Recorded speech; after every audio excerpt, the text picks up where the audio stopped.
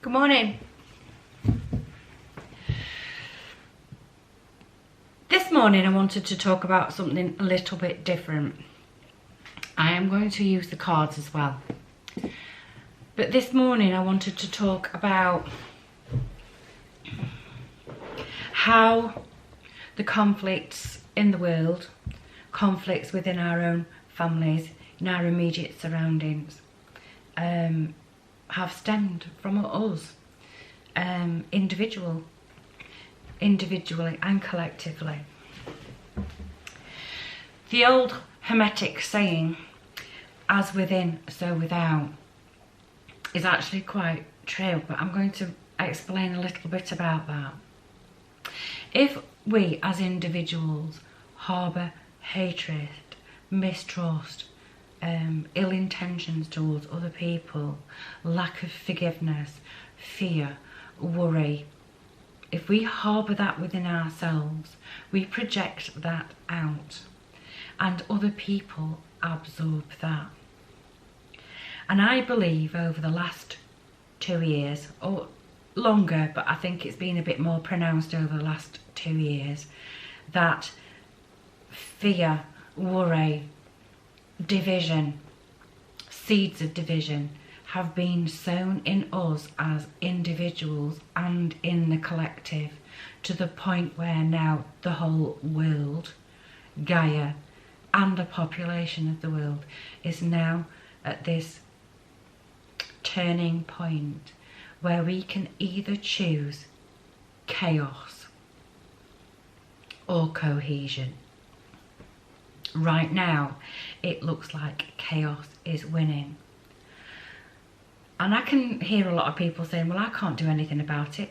I don't have any power. Yes, you can. You can actively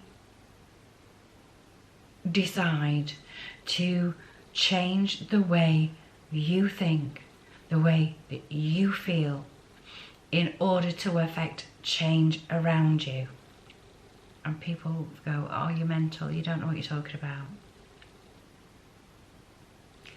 If you walk into a room full of people and you know that these people have been having quite a negative conversation and you are having a starring role in that conversation, you would absorb that negative energy.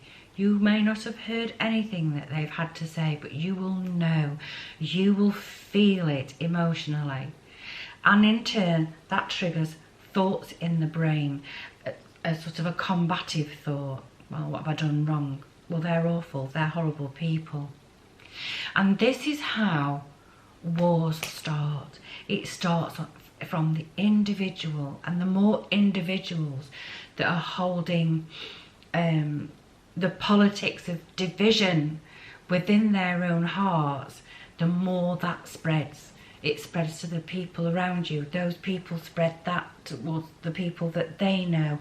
And before you know it, we have war, division.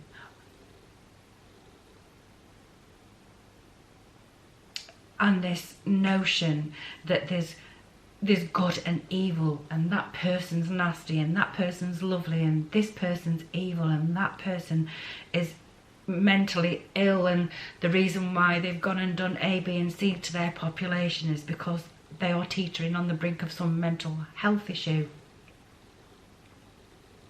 And maybe that is true. However, these politics of division divide us energetically.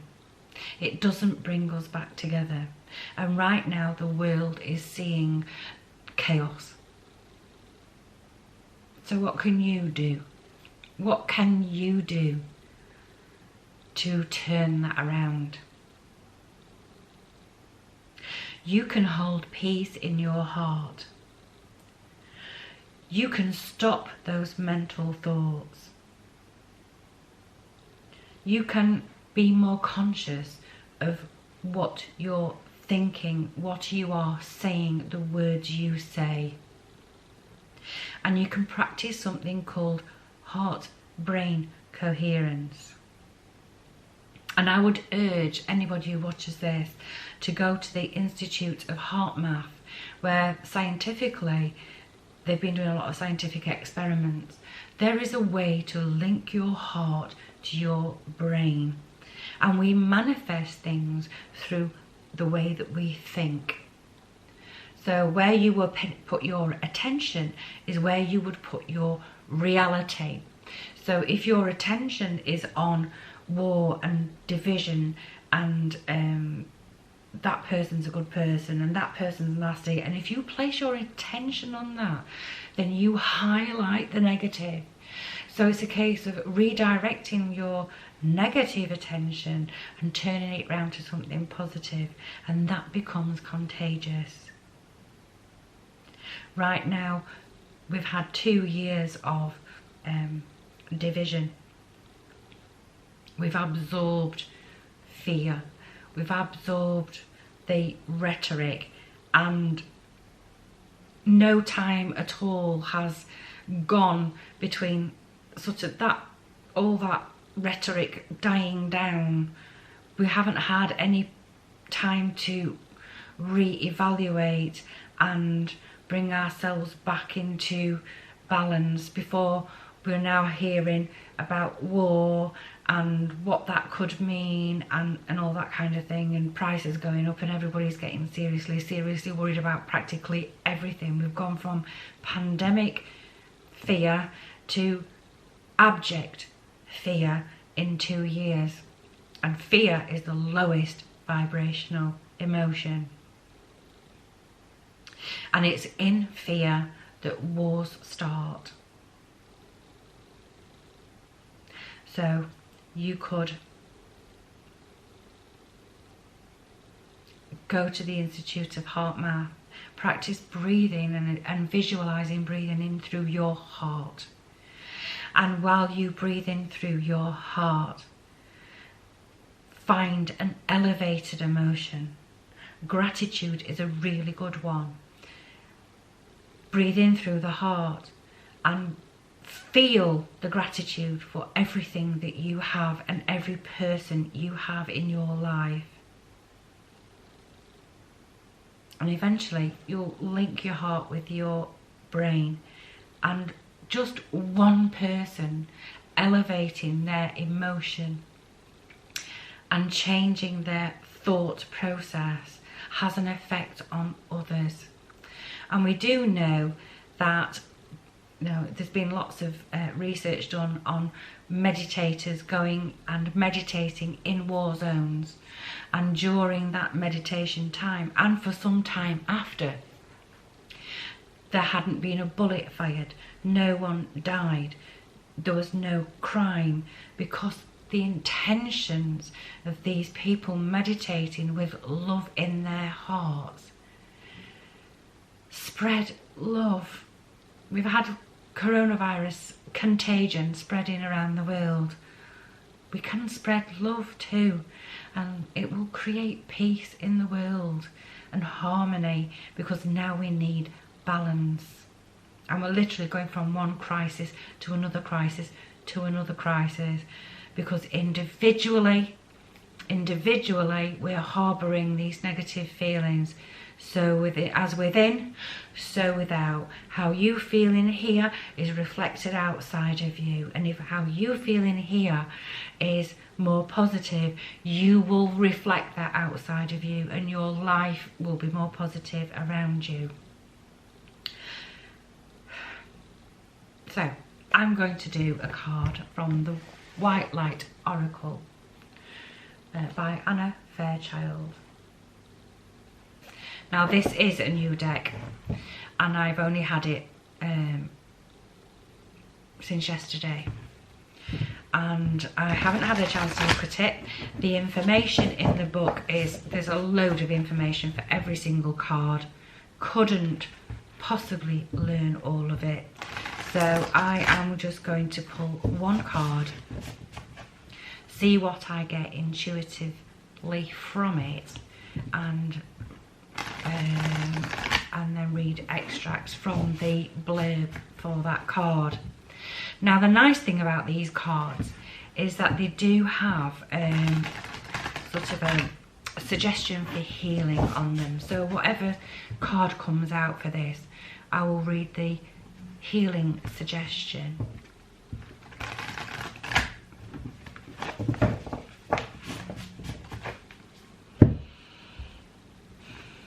I really like them. I like the feel of them.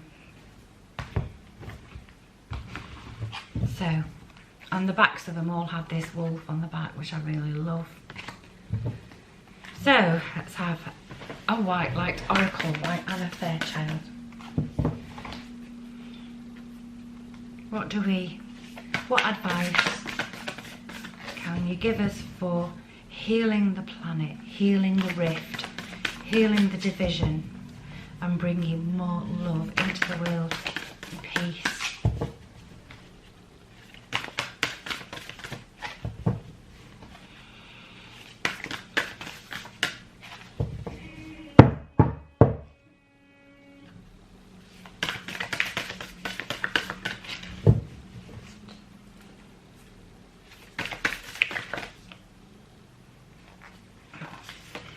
We have Ishtar's Lion's Gate.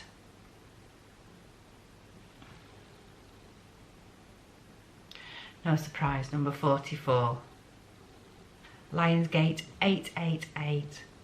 The Lion's Gate is the 8th of August. So let's have a look. Number 44. Ishtar's Lion's Gate. Who's Ishtar then?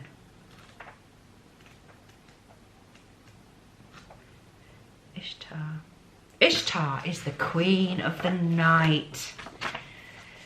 A dark goddess of loss and letting go. We need a bit of that.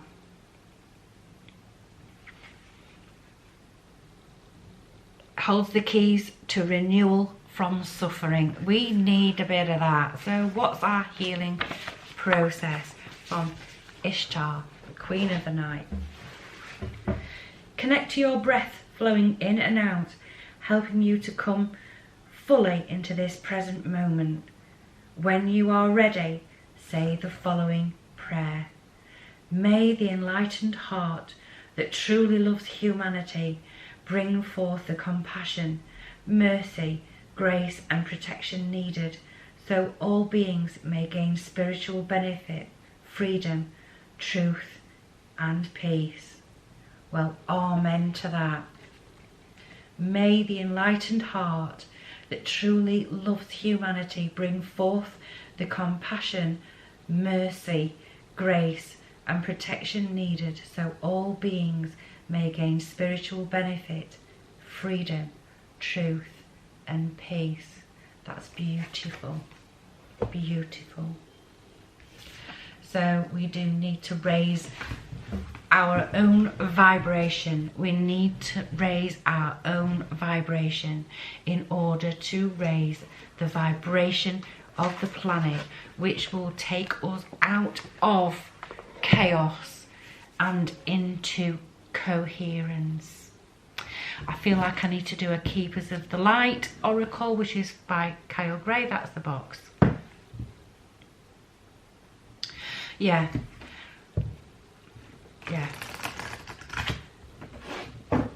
Being in the present moment doesn't mean being in the present moment for a few seconds. It means practicing being in the present moment. And to be in the present moment, you need to be aware of your current thoughts.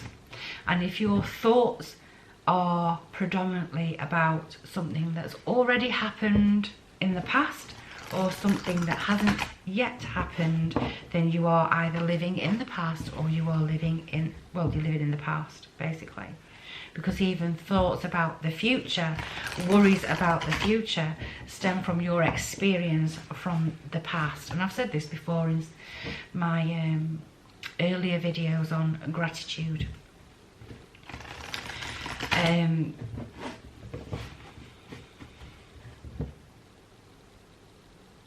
Being in the present moment is about being aware of where your thoughts are in time. And in the present moment, I can tell you right now, this present moment in time, I'm reading cards. I have a roof over my head. I've got a candle lit. I've got some beautiful cards that have just given me a very beautiful message. I am healthy. I am fed. My bills are paid. In this present moment, there is nothing that I have to worry about.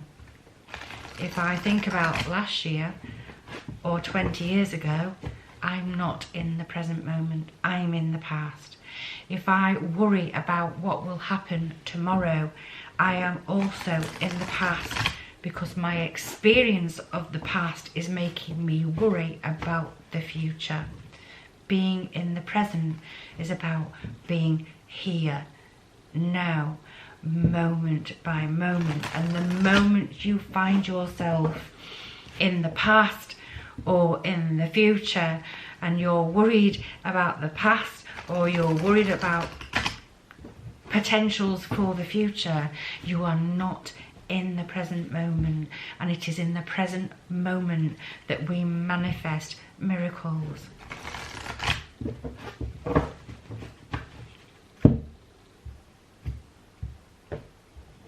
And I don't know what I just said there, because I was riffing off and my mouth was going, but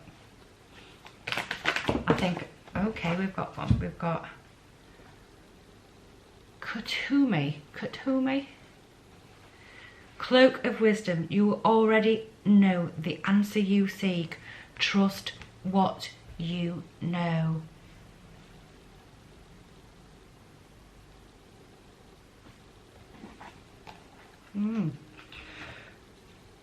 Where are we? 60, page 60.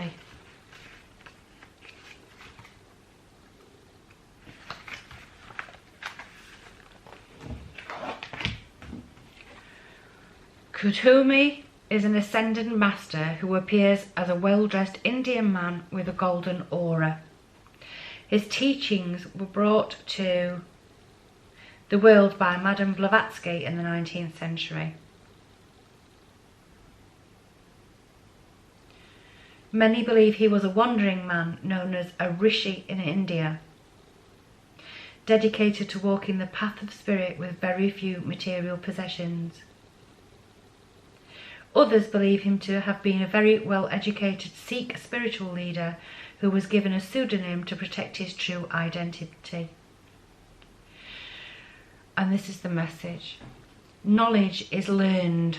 Wisdom is remembered. You are in a real cloak of wisdom now. Like Kutumi, you have been on a wandering path, trying to find answers through study and the insights of others. But now you are uncovering the truth of your own soul, the truth of your own soul. Your soul is leading the way and you are being encouraged to follow. The fog is clearing. The light has come and it is shining on you. Your soul is saying, yes, it's your cheerleader.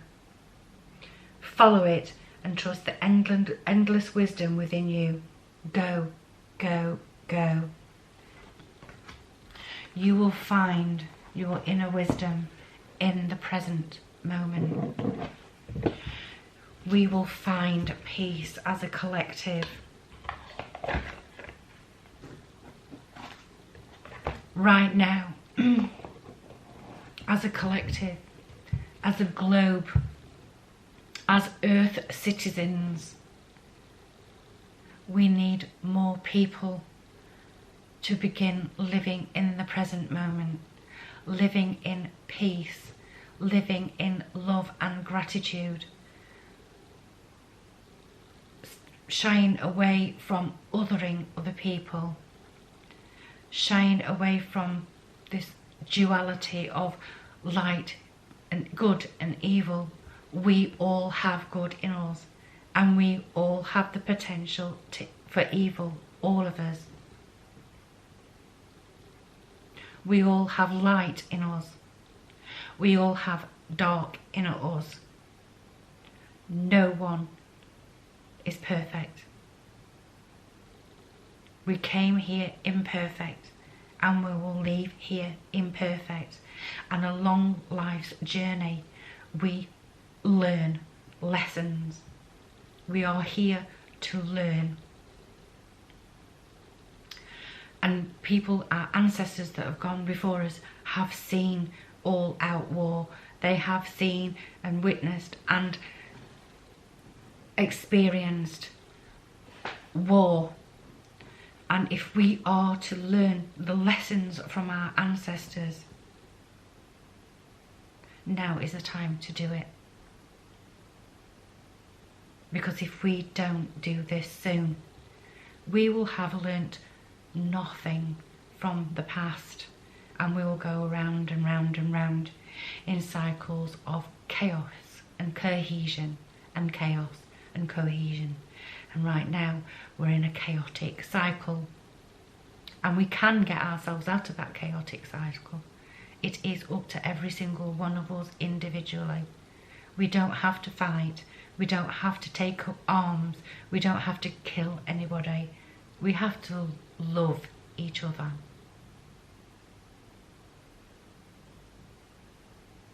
Take care. Be kind. And love one another. Bye-bye.